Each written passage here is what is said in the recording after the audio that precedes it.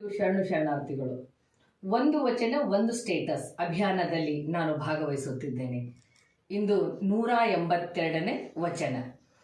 ಹೆಣ್ಣು ಹೆಣ್ಣಲ್ಲ, ಹೆಣ್ಣು ಮಾಯೆಯಲ್ಲ, ಹೆಣ್ಣು ಹೆಣ್ಣಲ್ಲ, ಹೆಣ್ಣು ರಕ್ಕಸಿಯಲ್ಲ, ಹೆಣ್ಣು ಪ್ರತ್ಯಕ್ಷ ಕಪಿಲ ಸಿದ್ಧ ಮಲ್ಲಿಕಾರ್ಜುನ ನೋಡ.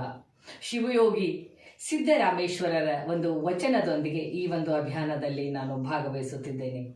ಭಾರತದ ಪ್ರಥಮ ಶಿಕ್ಷಕಿ ಮಾತೆ ಸಾವಿತ್ರಿಬಾಯಿ ಪುಲೆಯವರು ಬ್ರಿಟಿಷರ ಕಾಲದಲ್ಲಿ ಹೆಣ್ಣು ಮಕ್ಕಳಿಗಾಗಿ ಶಿಕ್ಷಣ, ಹೆಣ್ಣು ಮಕ್ಕಳ ವಿರುದ್ಧ ಇರುವಂತಹ ಮೂಢನಂಬಿಕೆಗಳನ್ನು ಹೋಗಲಾಡಿಸಲು ಅನೇಕ ಸಾಮಾಜಿಕ ಶೈಕ್ಷಣಿಕ ಕಾರ್ಯಗಳನ್ನು ಒಂದು ಹೋರಾಟದ ಮೂಲಕ ಅವರು ಹೆಣ್ಣು ಮಕ್ಕಳನ್ನು ಒಂದು ಶಿಕ್ಷಣದ ಒಂದು ಅಭಿಯಾನದಲ್ಲಿ ಭಾಗವಹಿಸಿ ಅನೇಕ ಪಾಠಶಾಲೆಗಳನ್ನು ತೆರೆದಂಥವರು.